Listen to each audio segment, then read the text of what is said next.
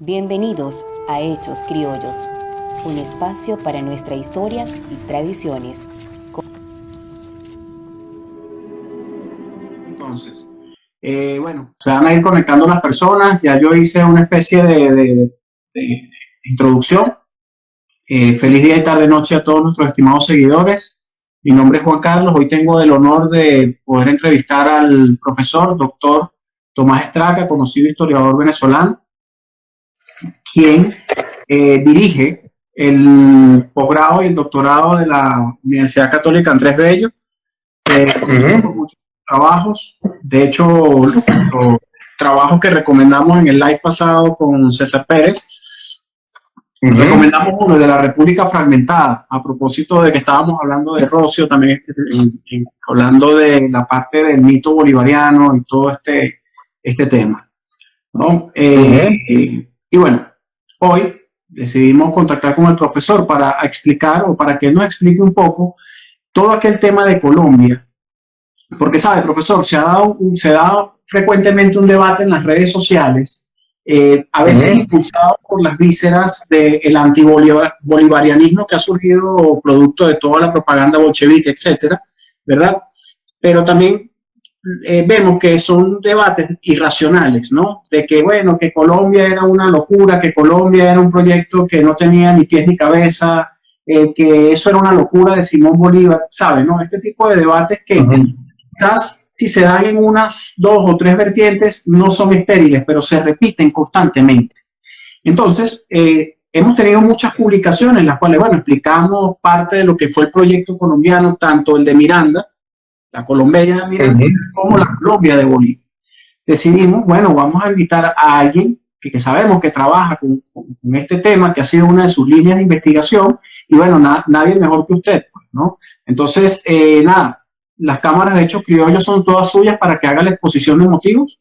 Y bueno, tratemos de esclarecer si en realidad fue una utopía, un sueño loco, o si fue un proyecto en realidad tangible y viable en el tiempo. Todo suyo. Sí, bueno, nada, primero te agradezco la invitación para comunicarme con tu audiencia. Es una audiencia, me imagino, de gente, sobre todo joven, que está interesada en estas cosas de la historia y sobre todo en temas sustantivos. Lo primero que arrancaste, con lo que arrancaste, creo que es lo que puede marcar la pauta y es digno de ser subrayado. Bueno, me llama un poco la atención con esta propaganda, creo que era propaganda bolchevique, pero no los bolcheviques no eran precisamente bolivarianos, pero el chavismo generó un efecto de reflujo, el cual todo lo que se asocia a Simón Bolívar, en ciertos sectores se asocia automáticamente al chavismo y genera una gran oposición, un gran rechazo. Es una cosa interesante por cuanto la rabia que se le tiene a alguien en particular, por las razones que fueran, en eso no vamos a entrar en detalles en esta conversación. Es una cosa digna de ser hablada, pero no es el caso. Se extrapola hacia Bolívar. Y bueno, Bolívar tiene tanta culpa o responsabilidad en lo que Chávez hizo o no hizo, como puede tenerlo alguien que ve este video y dentro de 200 años, cuando estemos nosotros bien muertos, decida en nombre de Hechos Criollos crear una...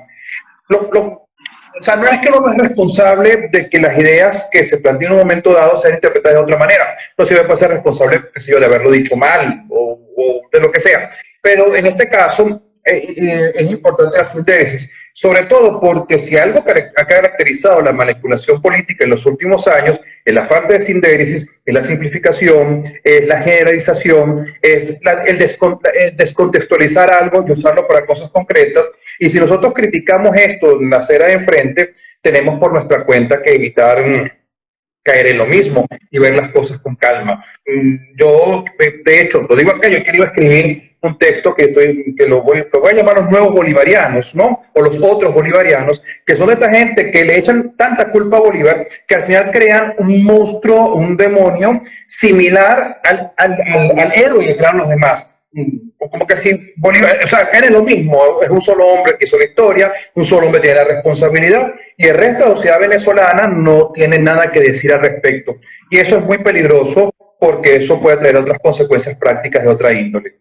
Bueno, por ahí arrancamos. No sé si tú quieres ir haciendo preguntas, hacemos tipo ping-pong o cómo vamos a avanzar después a partir de No, ahora.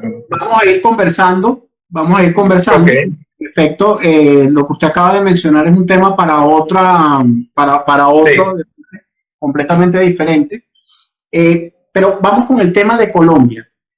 La exacto. diferenciación, podríamos, para no entrar en tecnicismo sobre una república de sociedad comercial, como aquel intento de la primera república venezolana, a una república clásica pura preparada para la guerra, como la República de Colombia como tal.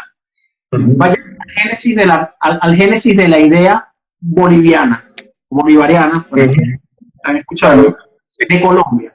Vayamos a los... Sí, la idea boliviana, no es hasta la década de los 20 que la palabra bolivariano se incorpora. Mira, tú sabes que el día de hoy Colombia nos puede parecer más utópico de lo que fue, de lo que podía parecer en su momento. Los hombres que hicieron la República de Colombia no eran unos tontos, podrían estar equivocados en algunas cosas porque somos los seres humanos. Tenían dificultad para ver lo que podía ocurrir en el futuro y tuvieron grandes problemas en crear una república. No son los primeros que tienen grandes problemas en crear una república. No debemos tampoco autoflagelarnos como una especie de fraile con problemas de conciencia por algún sueño que tuvo, sino tenemos que ver las cosas con calma. La Unión Soviética se desmoronó, Yugoslavia se desmoronó, en el siglo XX Alemania experimentó 5 tipos de estados distintos, y de los cuales el último es el que ha sido exitoso y muy exitoso. Es decir, no es tan fácil armar una república. Los Estados Unidos estuvieron cerca de desmoronarse. Con la guerra civil norteamericana, por muy poco no acaba con la República norteamericana. Es decir, que la fábrica de una república y la fábrica de una nación no es una cosa fácil, y no tenemos tampoco que acusar demasiado a aquellos hombres que en 1819, 1820 apostaron a hacer algo así.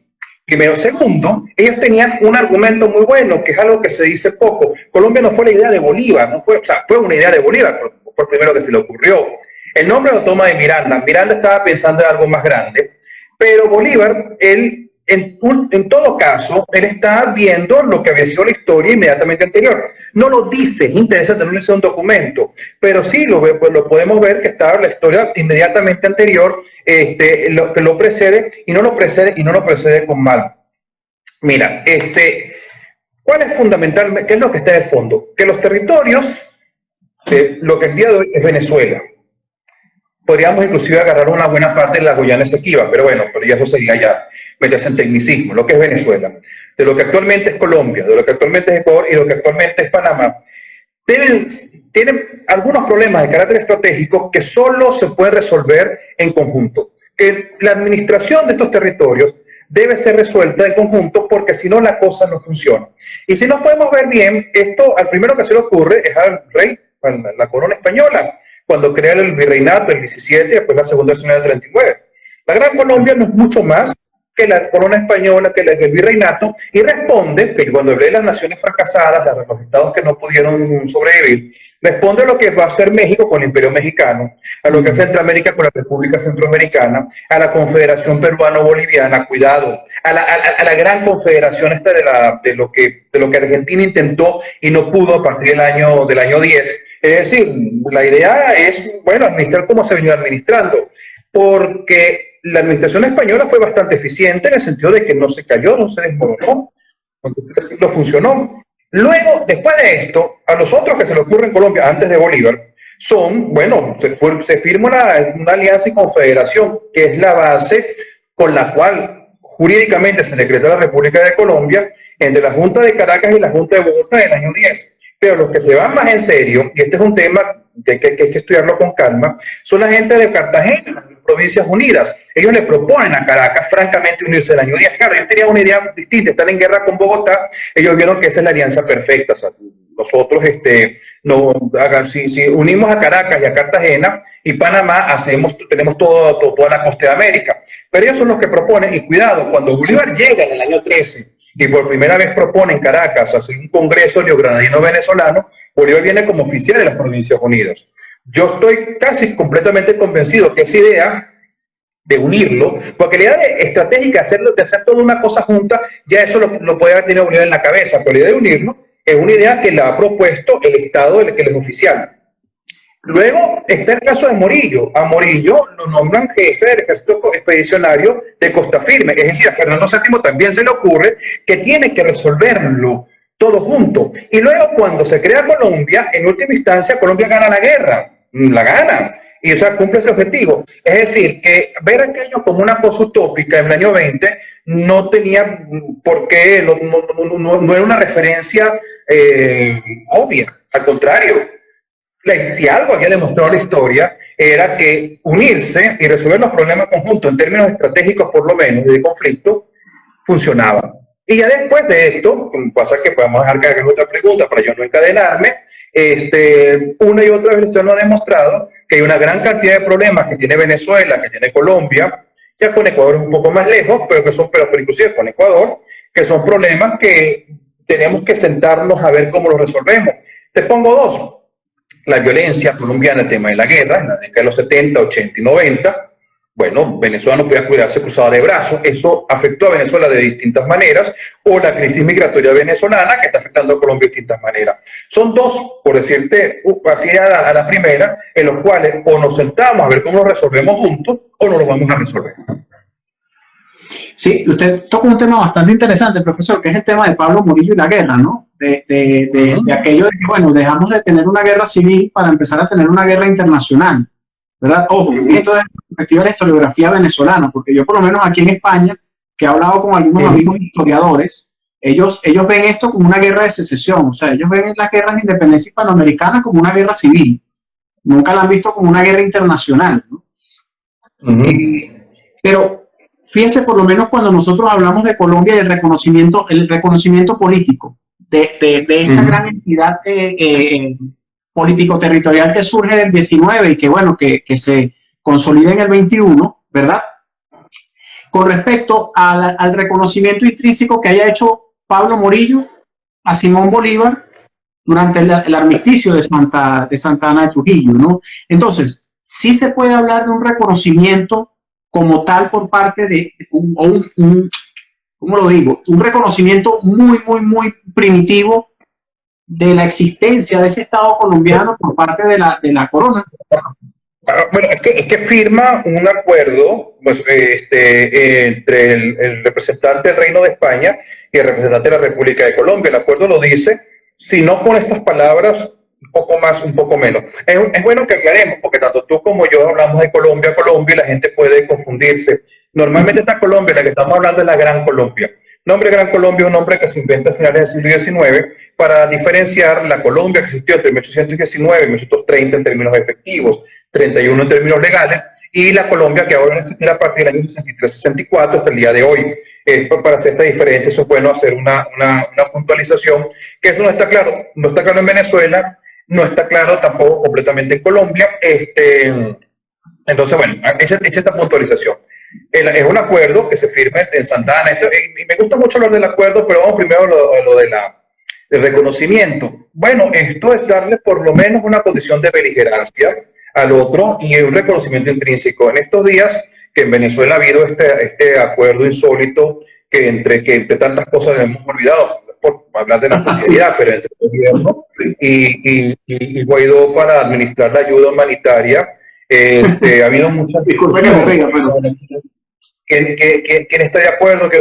Entonces, un sector dice, bueno, hay sectores, dos extremos, le dice, bueno, ¿cómo es posible que Maduro reconozca a este agente del imperialismo, etcétera, etcétera? Y el otro extremo que dice, bueno, ¿cómo es posible que Guaidó acepte firmar un acuerdo en el cual no se dice expresamente que Guaidó es el presidente? Entonces, claro, este asunto, pero es un reconocimiento, en todo caso, un reconocimiento intrínseco de un hecho concreto. Habría que ver con un abogado, con un especialista, en qué medida este hecho fue o no fue realmente tiene consecuencias jurídicas. Pero el hecho de que me siento contigo y que yo firmo un acuerdo significa que hay un reconocimiento. Pero en el caso de los acuerdos de Trujillo, que son acuerdos del año 20, en los cuales tenemos que insistir, pues Colombia no solo fue guerra, yo quiero subrayar esto, Colombia también fue paz. De hecho, el problema de Colombia fue la paz. Esto es algo que tenemos que tener en la cabeza, porque la paz nos interesa mucho a todos los que somos gran colombianos, ¿no? La paz es un tema importante. El acuerdo de Trujillo, ahí no hubo dudas. Hay una especie de reconocimiento. La gente puede decir que hay un reconocimiento. La gente puede decir, bueno, no sé si Trujillo tenía o no tenía potestad para esto. Trujillo estaba en todo caso siguiendo las normas de Riego y Quiroga. Ellos no quieren más esta guerra. España se encuentra en una situación un poco parecida a la de Estados Unidos con Vietnam, en el sentido de que era una guerra muy impopular, que la gente no quería pelearla. Los soldados que venían a pelear son los que hacen una revolución en España con tal de no pelearla. Y Riego ordena negocien, a ver hasta dónde se puede. Hasta incluso, oye, qué propuesta de Lebel de Goda que le decía Riego, mira, quédate con Cuba, quédate con Panamá, quédate con el Caribe y no te metas con lo demás. Trata de hacer acuerdos para salvar esto con el mayor honor posible. Y yo creo que puede ir por buen camino esto. La gente puede criticar esto. Puede decir, bueno, Riego no era quien para mandar ese acuerdo, pero en todo caso hubo un reconocimiento. Cuando Venezuela firma, cuando se firma el reconocimiento de España en 1945, esto generó un gran debate en Venezuela. Primero, generó un gran contento de que la reina Isabel II renunció a las pretensiones. Pero el reconocimiento de Venezuela, de la reina Isabel II del 45, no toma en cuenta lo de Riego. Y por alguna razón, Venezuela decidió no insistir en eso. Y está bien, porque el acuerdo fue muy bueno. El acuerdo que había firmado Ecuador fue muy malo, y entonces el acuerdo con Venezuela fue muy bueno, pero había que ceder en algo. Esas cosas pasan. Yo creo que los que lo negociaron bien. Básicamente Isabel II lo que dice, bueno, yo renuncio a mis pretensiones sobre la Capitanía General de Venezuela. Y el Estado venezolano dice, esto está bien, yo lo acepto, y a partir de ahora vamos a tener relaciones diplomáticas. Cuando ese acuerdo llega a Venezuela, hay una gran fiesta, porque aunque no lo creas, hasta el año 45 estaba como la incomodidad de que, bueno, si vuelve a pasar algo, que al final pasó en el año 60 con la Guerra del Pacífico, alguna gente dijo, bueno, ella no era quien para renunciar a lo que ya no era suyo. Recuerda que nuestra acta de independencia se basa en el principio de que el rey Fernando VII, al renunciar a la corona, al abdicar, y entregar la corona a José Bonaparte, eso no pasaba automáticamente a José Bonaparte. En el momento que Fernando VII renunció a la corona, él incumplió su contrato, entonces nosotros hemos decidido salirnos de la nación española.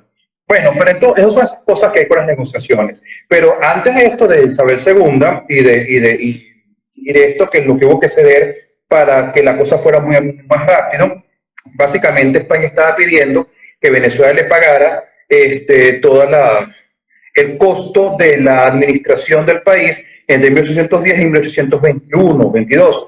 Y el Estado venezolano dijo, nosotros no vamos a pagar la guerra que nos pelearon contra nosotros mismos, habiéndola ganado nosotros.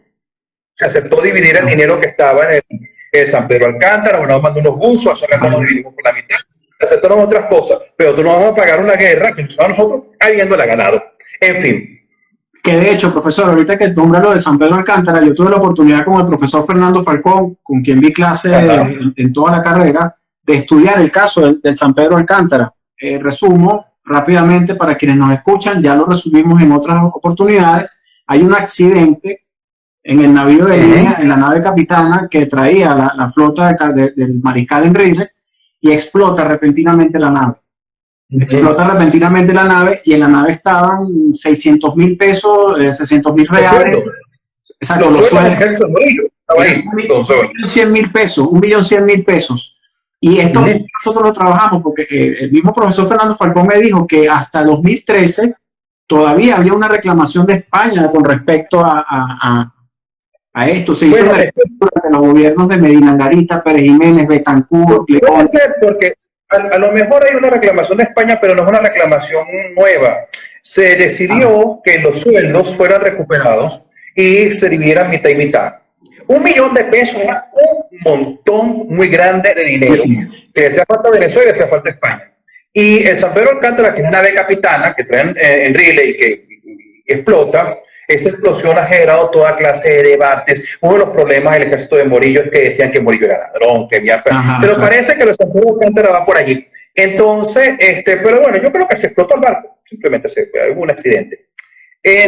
No sé exactamente la cronología, lo que diga ahorita hay que ponerla en San Buena, pero ya en la década de los 30, en la década de los 40, el gobierno de Sublet hace un primer trabajo para buscar parte de ese dinero y creo que lo dividen. Pero yo me imagino que lo que debió haber ocurrido, porque San Pedro Alcántara está todavía hundido, con muchas de las cosas allí, es que la capacidad de los buzos de 1840 no permitió rescatar eso completamente. Ahí debe quedar todavía algo. Entonces, como debe quedar todavía algo, a lo mejor todo lo que saquemos a San Pedro Alcántara, sea lo que sea, si es oro, hay que dividirlo con España. Eso debe ser porque tenemos un acuerdo firmado al respecto. Debe ser eso.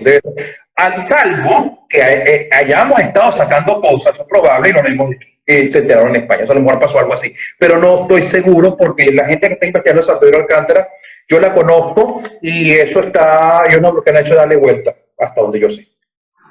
Claro. Usted tocó otro tema, profesor, y bastante interesante, que me llamó mucho la atención, porque se habla mucho en este periodo, sobre todo en 1810, digamos las revoluciones atlánticas, la tercera revolución atlántica, 1810, 1830 y 1830 y tanto metiendo el virreinato a lo que era la Nueva España, ¿verdad? Se habla mucho de la guerra, pero por lo menos usted dijo algo de que se habla de Colombia en la guerra, pero no se habla de Colombia en la paz.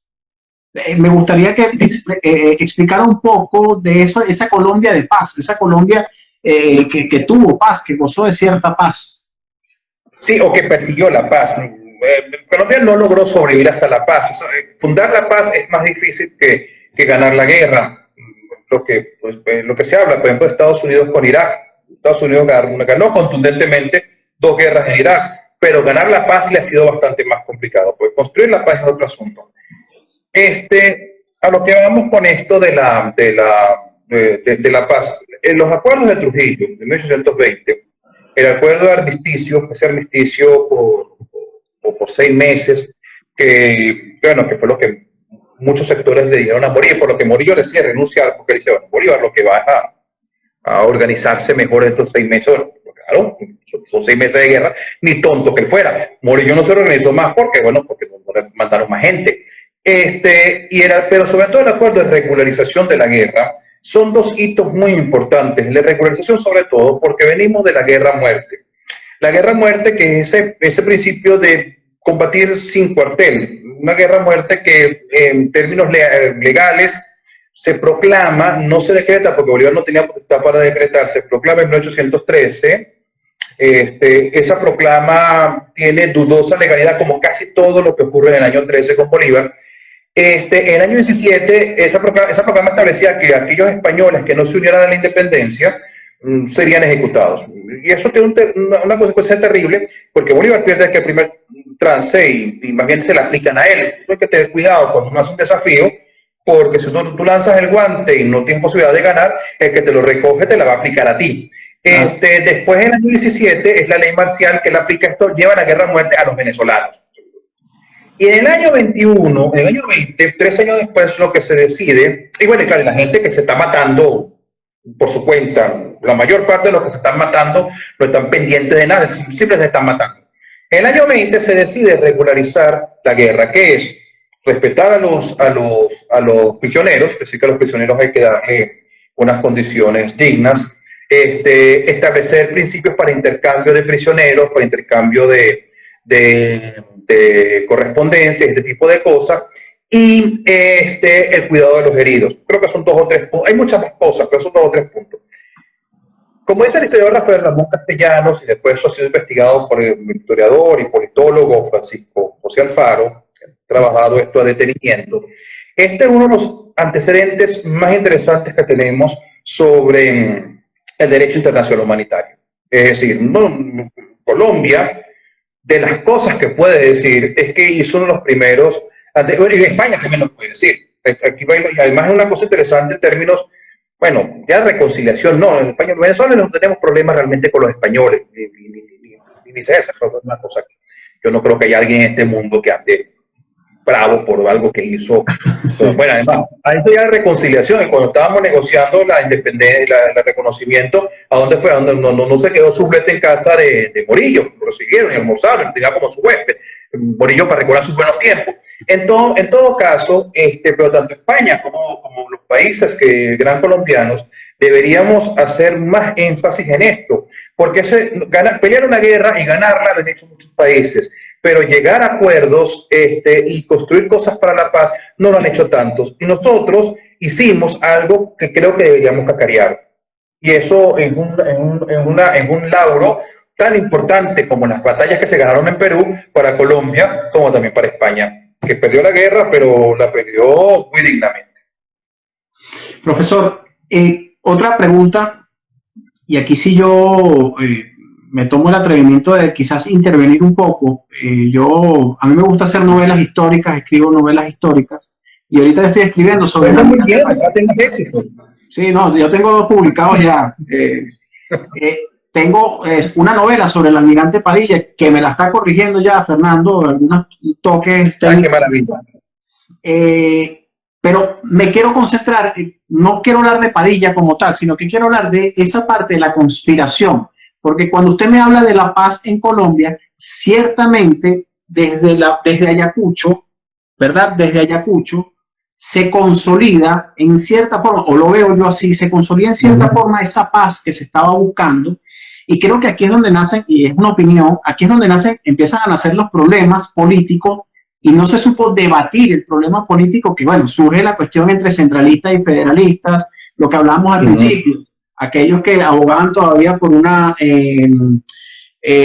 república clásica preparada para la guerra, y es que también usted toca un tema fundamental. Es que la gente piensa que porque se ganó en Ayacucho, se ganó en Maracaibo, en la batalla naval del lago de Maracaibo, y se ganó en Ayacucho, el peligro no seguía latente. Es que España todavía tenía derecho a reclamar sus antiguas posesiones ultramar, ¿no? Claro, así lo pensó.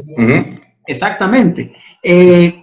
Ahora, y también que habían unas campañas. De hecho, Padilla iba a estar como almirante en jefe, y José Antonio Páez como mariscal de campo en lo que iba a ser la campaña del Caribe, que nunca se llegó a materializar. Pero yo diría que entre años 27, 26, 27, 28 sí se disfrutó de cierta paz o cierta tranquilidad, ¿no? No había una guerra latente. Vayamos entonces a septiembre, la conspiración contra Simón Bolívar. Más allá de la conspiración, ¿por qué? Y aquí entramos en el tema boliviano, o el tema bolivariano. ¿Por qué esa figura de Bolívar que brilló con tanta fuerza, ojo, y sin querer entrar en la mitificación del personaje, ¿verdad? De repente, en menos de 2 años, pasa a ser visto como un tirano y empezó a surgir un sentimiento antiboliviano absoluto contra él, que por supuesto desencadena en la conspiración abierta contra él el 25 de septiembre. Bueno, porque eso es lo que pasa con todo el mundo después que ganan las elecciones. La cosa más común del mundo es que tú llegas a ganar las elecciones y luego comienzas a bajar en la popularidad. Bueno, aquí había una elección que es ganar la guerra, fundar la república, y Bolívar sin duda es un personaje extraordinario. No es cuestión de echarle incienso, montarlo sobre un altar, pero es un hombre que combina varias cosas que le permitieron llevar adelante esto. Primero, talento político muy, muy, muy aguzado. Un hombre que sabe de política. Como me decía Marcela Tarnavacio, una historiadora argentina, dice, a mí me empecé como militar, más o menos, pero como político era, o sea, un hombre que tenía una extraordinaria capacidad política. Es un hombre que tenía capacidad militar. A partir del año 20 en adelante, claro, siempre hubo algunos militares que lo opacaron en cuanto militar. Un país en Venezuela, pero sobre todo en Sucre, a quien él reconoce como tal y después lo pone a dirigir la guerra. Entonces es un hombre, no es más militar, el que sabe identificar un buen comandante y poderlo dirigir. Yo, Tomás Estraca, quien dirigió una guerra, si uno quiera, tuviera enormes dificultades, después decir, bueno, ¿quién puede ser? La segunda cosa esta expresión se lo dio a Pino cuando está escribiendo su biografía de Bolívar. Es un motor fuera de bordo, es un hombre que se dedica todo el tiempo. La gente que tiene ambición y pasión de poder se dedica todo el tiempo a esto. Pero entonces, claro, Bolívar es el líder fundamental, no es el único, pues se va convirtiendo en líder fundamental. Logra una cosa muy particular, que es convertirse en el líder fundamental allá en Bogotá, no es cualquier cosa, es convertirse en un líder importante. Ya primero Cartagena y su entorno, luego un líder fundamental, ¿Y qué ocurre después que termina la guerra? Bueno, comienza la reconstrucción. Las historias de amor, como las terminan y eran felices para siempre. No, vamos a ver qué pasa después que se casaron y hay que pagar la hipoteca, hay que pagar el alquiler, hay que pagar el asunto, y tu mamá viene otra vez este fin de semana, pero qué fastidio. Entonces ahí comienzan las cosas. Entonces, claro, ahí comienza a bajar la popularidad de Bolívar y comienzan a aparecer todos los problemas de la reorganización de la República. Hay varias cosas. Primero, esta guerra está tardando mucho porque haya relativa paz en Colombia, porque en realidad después de Bomboná quedó Cartagena, quedó Puerto Cabello, pero eso eran cosas muy, muy acotadas. Había un interés por una cosa probable, un peligro probable de un ataque español, que finalmente no lo hacen en Colombia como se esperaba, aunque en Cuba había 5.000 hombres que podían desembarcar en Puerto Cabello. Por eso es que Páez tiene que mover cielo y tierra para tapar Puerto Cabello, porque esos 5.000 hombres del desembarco en Puerto Cabello, otra hubiera sido la historia. No creo que ganen la guerra, pero otra hubiera sido la historia. Pero en todo caso son puntos muy acotados. Entonces comienza la administración de la República.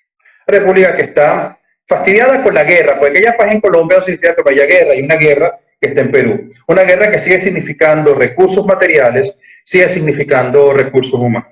Mira que toda la cosita arranca cuando hacen una recluta, la gente está harta. Ya todas las familias tenían algún muerto o un montón de muertos. Todas las familias tenían al papá en la guerra, al hijo mayor en la guerra. Entonces, cuando va Páez a buscar al muchacho que está en 12, 14 años para mandarlo para la guerra, es cuando se alza Caracas. Esa es la primera. Ese es el problema que está con Santander. ¿Dónde conseguimos la plata? Santander está administrando aquello. La segunda cosa es cómo vamos a administrar esto. El problema de legitimidad. No todo el mundo está convencido de que Colombia es legítima. Buena parte de las personas, Colombia los amaneció. Es decir, cuando llega el ejército después de Boyacá a Bogotá, ellos descubren que son colombianos. Cuando llega el ejército a Caracas, ellos descubren que son colombianos.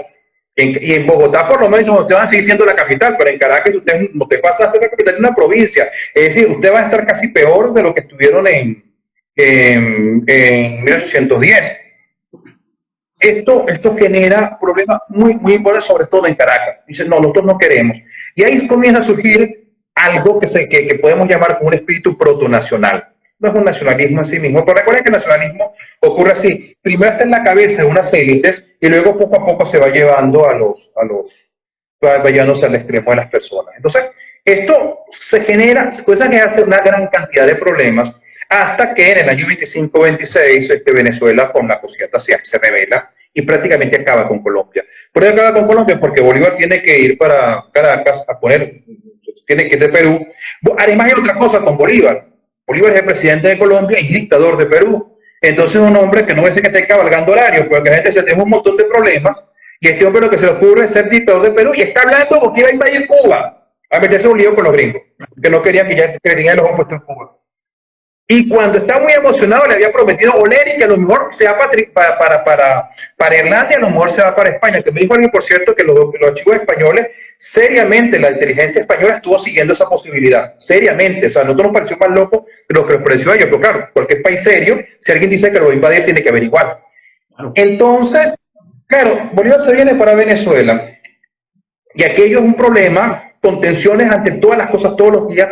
Tensiones entre granadinos y venezolanos permanentemente. A los granadinos les parece que están en una ocupación militar porque el ejército es venezolano. A los venezolanos les parece cómo es posible que esta élite de Bogotá es la que los está mandando. Y esto es un problema permanente. Se viene para Venezuela y en Venezuela Bolívar, para salvar a Colombia, en vez de sancionar a Páez, a quien la gente acusa como uno de los causantes, bueno, claro, Páez no puede echarse para atrás, pero Páez es fácilmente el líder de un gran movimiento. Él puede haber dicho, no, compadre, yo no me meto. Él se metió, siguió. Puede haber dicho que no. Pero en todo caso, no le podemos echar la culpa a un solo hombre. Uno más. Si Páez no hubiera sido, hubiese mandado a Páez para Bogotá para ver si lo fusilan como a Infante, y Mariño con muchísimo gusto, o Bermúdez con muchísimo gusto. Arismendi no. Arismendi era más bolivariano, un tipo más tranquilo. Y había varios más en cola que hubiesen querido. Y lo ratifica. Y le inventa un cargo. Y claro, cuando él regresa y le dice que no solamente la Constitución que no se va, que establece que no se puede reformar en 10 años, que sí la va a reformar y que va a convocar una convención. Y claro, cuando va para Bogotá, tiene un montón de problemas con Santander, que se ha convertido en el líder de los neogranadinos. El hombre se volvió loco. ¿Cómo que el tipo que se está alzando lo ratificaste, le diste otro cargo, le prometiste un montón de cosas, ahora llevas una convención? Convención que es un verdadero desastre, que es la convención de Ocaña, y Bolívar no le ha quedado otra que asumir la dictadura. Él te das cuenta que en medio de todo esto, es un hombre que al final, tratando de mantener el equilibrio, no puede satisfacer a nadie. Y ahí comienza su declive. El atentado septembrino es el extremo de aquello. Pero bueno, creo que estoy hablando demasiado de esto. No. Todo lo que está diciendo tiene completa validez, profesor. De hecho, usted nombra el tema de Páez, y aquí vamos a, digamos, la pregunta más controvertida de este live. ¿Fue Páez un traidor o no fue un traidor? Porque, ojo, como bien lo he dicho, y como se ha repetido constantemente, pasan distintas a la figura de José Tomás Boves, a la que el gobierno indirectamente ha querido reivindicar. De hecho, yo he visto a Chávez decía que a Boves había un sueldo que había que estudiar a fondo, ¿no? Entonces quitaron a ese némesis necesario para la figura de Simón Bolívar y colocaron a otro que era José Antonio Páez. Entonces, claro, a repetir, José Antonio Páez traicionó a Bolívar, pero otra corriente dice, sí, pero nosotros somos colombianos hoy en día. Entonces, Páez es el verdadero padre de la patria, no es Simón Bolívar. ¿Cómo usted interpreta estas visiones? ¿Sí fue Páez un traidor? ¿No fue un traidor? A ver, ¿cómo lo ves? Mira, esto depende de cómo lo veas. En el año 25, 26, Páez, él pudo haber tenido una postura más firmemente en apoyo de la Unión Colombiana y no la tuvo, a la cual él hubiera inicialmente estado obligado. Él simplemente, claro, es una rebelión muy grande y él decide, en un primer momento, él decide mantenerse en un equilibrio y luego decide romper, sobre todo con Santander. ¿Cuál es el temor que tiene Páez? Páez tiene el temor, o sea, los caraqueños no quieren Estados Unidos a Colombia, no quieren, simplemente no hay forma, no quieren. El juramento que se hizo a la Constitución colombiana, a la Unión Colombiana, es uno de los juramentos más insólitos, pero un juramento con reservas. Esto es otro aporte. Yo creo que si el aporte hay un aporte glorioso, que es el armisticio y la regularización de la guerra. Pero lo otro que hizo Caracas, jurar con reservas, yo tengo que sentarme con unos abogados a preguntarle cómo funciona esto que usted jura por reserva. ¿Usted jura o no jura? Pero no juro, sí. Bueno, a lo mejor sí es posible. En todo caso, pero ellos están en contra. Los valencianos están en el centro, pero están en contra con la Unión. Páez no está inicialmente en contra de la Unión. De hecho, Páez es destituido por los caraqueños y los valencianos por ser un hombre que está cumpliendo lo que le manda Santander. Pero después, cuando le dicen que Santander, que tiene que ir al juicio con Santander, está el problema de Leonardo Infante, al cual lo liquidan. Y entonces le dicen, bueno, mire, ahí hay una cosa personal. Usted se va para allá, Santander va a aprovechar la oportunidad para liquidarlo. Podía ser real, porque este juicio con Leonardo Infante a Leonardo Infante le dieron. La ley establecía que tenía que ejecutarlo, pero le dijeron, usted no puede ser un negro que viene aquí a mandarnos. Usted tiene que ver su lugar. Eso es lo que tiene el fondo del juicio de Leonardo Infante. Páez decide quedarse con una gente que lo proclama. Entonces se revela sobre todo contra Santander. Cuando viene Bolívar, él se pliega a Bolívar y dice, yo acepto, dentro de una negociación. Claro, Bolívar le ofrece bastante dentro de una negociación. En el país es un hombre que se va moviendo de acuerdo a las circunstancias. Su problema es un problema político inicialmente con Santander y con lo que está pasando en Bogotá, un problema interno. A partir del año 27, 28, cuando vuelve a revivir, porque se queda tranquilo en 27, 28, cuando vuelve a revivir el asunto, Colombia está básicamente destruida y hay que reconocer una cosa, aunque en un nivel Páez se sigue moviendo para consolidarse en Venezuela, él mantiene comunicación con Bolívar y le va diciendo y le va ofreciendo cosas a Bolívar. Le dice, mira, corónese rey, le había dicho en el año 25, hágase rey, usted está en Perú, todos tenemos que resolver acá, usted se hace rey, se hace emperador, yo lo reconozco, pero no tenemos que resolver de alguna manera. Un país presidencialista, centralista, con el presidente en otro país, en una época en la que no hay ni Instagram, ni internet, ni teléfono, eso era todos los días un problema. En el año 28, a partir del año 28, él trata de mantener tanto como sea posible la legitimidad y la unión de la República, hasta que simplemente esto se viene abajo. Y hay que reconocer otra cosa: cuando Páez convoca a las asambleas para ver qué es lo que se hace, que es nuestro segundo gran 19 de abril, que se estudia poco, Páez le dice, él lo hace solamente después que Bolívar le pide que lo haga. Así que llamarle como un completo traidor no es la palabra exacta. Él trató tanto como sea posible, aunque tuvo ambiciones, pero trató tanto como sea posible de mantener la Unión Colombiana. Y después se dio cuenta que esto no tiene ningún tipo de perspectiva. Bien, profesor, para ya irle dando, finalizando esta conversación, una pregunta propia de parte de Hechos Criollos. ¿Muere Colombia cuando muere Bolívar? Porque sabe que no muere antes. A ver, siempre ha existido el mito, siempre está el mito, la leyenda, que a mí me gusta mucho, es muy bonita, ¿verdad? Los que escribimos, los que hacemos narrativas y escribimos, nos gusta eso, pero la realidad es otra. Muere Bolívar y muere el proyecto colombiano. De haber seguido, esto que voy a preguntar es algo muy ucrónico, si se quiere, ¿no? Pero de haber seguido vivo Bolívar, ¿hubiese sido posible rescatar el proyecto colombiano? Probablemente hubiese tenido más fuerza. El proyecto colombiano hubiera contado con un líder que tenía mucha popularidad en otros sectores, ¿no? Porque hay una cosa: no es que el proyecto colombiano muere con Bolívar. La República de Colombia muere antes. Bueno, Bolívar renuncia y quedan en Colombia, en Bogotá quedan un encargado de la presidencia, luego otro presidente, no sé si es Restrepo, Caicedo, Mosquera, no sé cuál es el orden, hasta que Rafael Urdaneta da el golpe de Estado y se queda como presidente hasta el año 31. Es importante ver, o sea que Colombia tiene después de Bolívar como 2 o 3 presidentes y el dictador Urdaneta hasta el año 31. Es verdad, Urdaneta, cuando ve que Bolívar se muere, que era la combinación que él tenía la idea de consolidar el gobierno en Bogotá e invadir por Maracaibo, donde él sabía que Maracaibo probablemente podía tener algún apoyo, y a partir de ahí ir reconquistando Venezuela. Y los documentos demuestran fehacientemente que estaban muy preocupados por la posibilidad de una invasión desde Nueva Granada.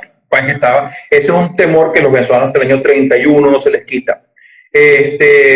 Pero el proyecto, si bien la República como tal en realidad muere antes que Bolívar, el sueño del proyecto no muere en el año 30. Recuerda que el año 30, 31 hay un alzamiento bastante grande de una parte del ejército que está en Venezuela para volver a unirse a Colombia. Y tenían el temor que había de que ese alzamiento es que Pedro Pablo Herrán viniese por Táchira y se juntase allí. O sea, ahí había un temor importante. Ese temor se consolida cuando en el año 31 esa parte del ejército que se declara colombiano toma el poder en Cumaná y vuelve a crear Colombia en Cumaná, pero una nueva Colombia. El proyecto no era chiflado, el proyecto que tiene Monagas y que tiene hacer una Colombia en el oriente del país, una Colombia federal. Dice, vamos a hacer un conjunto de estados federales a ver si por ahí nos podemos llevar un poco mejor. Luego de esos proyectos, después del año 56, el gobierno venezolano promueve otra vez la Unión de Colombia. Monagas poder. Eso no es posible. En el año 63-64 lo promueve Tomás Cipriano Mosquera. Bueno, hubo venezolanos que lo apoyaron, Antonio Nocayo Guzmán. Cuidado, mira cómo funciona la guerra federal. Legalmente la guerra federal funciona de esta manera. Los federales tomaban el poder en una ciudad, en una provincia. La provincia convocaba una asamblea, elegida de forma muy particular, pero esas asambleas, pero que se parecían sobre todo a las asambleas de padres de familia de la colonia. Es interesante, fue una representatividad que todavía es de antiguo régimen. En general, metían al cura párroco, metían al obispo, si lo podían meter, si no lo podían meter, no lo metían, pero procuraban que estuviera eso. Esa asamblea de padres de familia separaba a la provincia de la República de Venezuela y se convertía en un Estado soberano y reunirse en una nueva República Federal que se llamaría Estados Unidos de Venezuela. Eso es más o menos lo que hacen las distintas provincias, lo que hace Yaracuy, lo que hace Falcón. La Asamblea, en el año 64, dice Tomás Cipriano Mosquera, después de la Constitución de Río Negro, únanse a Colombia. Por eso le cambia el nombre a Colombia, únanse, métase en Colombia. Aquí hay una federación que es viable. Una dice que no, pero nada más y nada menos que la de Caracas dice que sí, que se reunió en Caucagua con Caracas. Es decir, que todavía en el año 61, 62, era una cosa que un sector importante lo pensó y lo va a pensar Cipriano Castro. Es decir, la idea de la unión no se muere con Bolívar, está bastante viva hasta por lo menos la Guerra Federal. Ya después se hace un poco más retórica, pero está bastante viva hasta después de la Guerra Federal. Claro, a Lombón le faltó un líder. O sea, que si Guzmán Blanco, en vez de haber pensado en Guzmán Blanco es un feroz opositor a la reunificación de Colombia y muy anticolombiano en muchas de sus cosas, sobre todo cuando Colombia se vuelve conservadora. Si Guzmán Blanco, por el contrario, hubiese apoyado lo de Caracas, a lo mejor otra historia hubiera sido, pero bueno, que eso es un crónico. Así que Colombia no muere la idea con Bolívar. Es que precisamente la pregunta que le iba a hacer era sobre el proyecto, porque lo que estoy viendo aquí es que sí, comenzó como un proyecto sólido, de hecho, lo fue, ¿verdad? Pero con el tiempo se fue convirtiendo en una utopía. Podría decir que hasta 200 años después, una leyenda. ¿Cómo pudo haber sido posible la unificación de esas tres grandes naciones? Pregunta, y ojo, cuando hago esta pregunta, sobre todo a quienes nos escuchan, no la hago con ánimos de exacerbar las redes sociales, pero veámoslo desde el punto de vista objetivo, ¿no? Más allá de que la figura de Simón Bolívar haya sido utilizada por Hugo Chávez para un fin propio, para un fin político, podríamos decir que Chávez, aquí pasa que también Chávez a veces deliraba mucho, pero podríamos decir que Chávez estuvo en algún momento interesado con esta unión. No supiera decir, pero Chávez tenía en todos sus documentos y en los hechos un claro propósito de volver a Venezuela una potencia regional y estaba muy involucrado con Colombia. Mira, yo creo que Venezuela y Colombia nunca se integraron tanto, aunque por las malas, como lo estuvieron en los últimos 25 años. Es verdad, la cuestión de la relación y la política ha sido muy intensa, pero la integración que arranca en los años 70 llega a uno de sus puntos más altos en los primeros años de Chávez y por ahí también de los pleitos. Es notable cómo Chávez se convierte en Colombia en una figura del debate político interno y cómo actúa en consecuencia. En Venezuela menos, pero fíjate tú, la enorme popularidad que llegó a tener Uribe entre la oposición venezolana. Yo decía echando broma que Uribe logró lo que logró Santander. ¿Sabes que Santander en las elecciones del año 25, aunque gane en muchas partes de Venezuela, en Caracas no tuvo ni un solo voto? Eso es un dato histórico. Según John Lombardi, yo tengo que averiguar eso porque me sorprende, que alguien no haya tenido ni un solo voto. Yo, es el hombre más impopular. Uribe hubiese logrado tener en Caracas fácilmente, qué sé yo, un 30-40% de los votos. Entonces, la idea esa idea probablemente se renunció con Chávez y con los anteriores, se renunció a la idea de crear una sola nación. Eso tal vez el día de hoy se puede considerar como utópico, pero la posibilidad de llegar a algún tipo de confederación que ha sido tan complicada en Europa, con la Unión Europea, es menos utópica entre Venezuela, Colombia y Ecuador. Primero, porque tenemos menos rivalidades históricas que las que tienen los europeos, en primer lugar. Y esa búsqueda de mantener, entendiendo que son tres naciones, pero que en última instancia tienen problemas muy comunes y tienen raíces históricas muy profundas, y al día de hoy incluso las vinculaciones familiares. ¿Qué venezolano tiene un familiar en Colombia? ¿Qué colombiano no tiene un familiar venezolano? Y ahorita también en Ecuador, muchos ecuatorianos en Venezuela, muchos venezolanos en Ecuador. Cuando hablé de la Cosieta, no comenté, la Cosieta tiene un coletazo con el lanzamiento en Guayaquil del año 27, o sea, que Colombia se incendia por varios sitios, y ellos invocan en la Cosieta para esto. Esta vinculación económica, cuando Colombia se convierte en el segundo socio comercial con Venezuela, cosa que se ha roto el día de hoy por el tema del problema político, pero esa vinculación, lo que está pasando con DirecTV, que esto es muy decidor. Fíjense ustedes que DirecTV llega a la misma conclusión del rey de España. Simplemente, si no hay en Venezuela, usted compra una cosa colombiana porque el satélite DirecTV es para Colombia y Venezuela. Es decir, una y otra vez por donde vamos, encontramos que la solución pasa por allí.